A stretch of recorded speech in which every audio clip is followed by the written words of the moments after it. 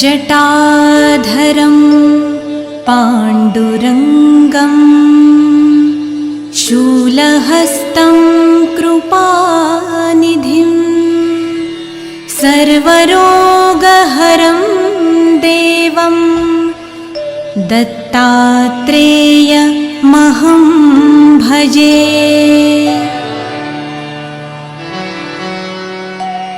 जगदुत्पत्ति कर्ते च स्थितिसंहार हेतवे भवपाशविमुक्ताय दत्तात्रेय नमोऽस्तु ते, दत्तात्रेय नमोऽस्तु ते। जराजन्मविनाशाय देहशुद्धिकराय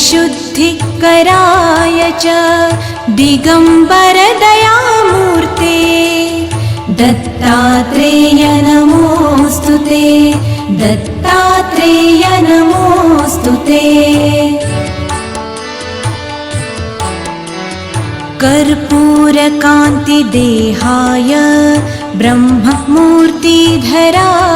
च वेदशास्त्रपरिज्ञाय दत्तात्रेय नमोऽस्तु ते, दत्तात्रेय नमोऽस्तु ते।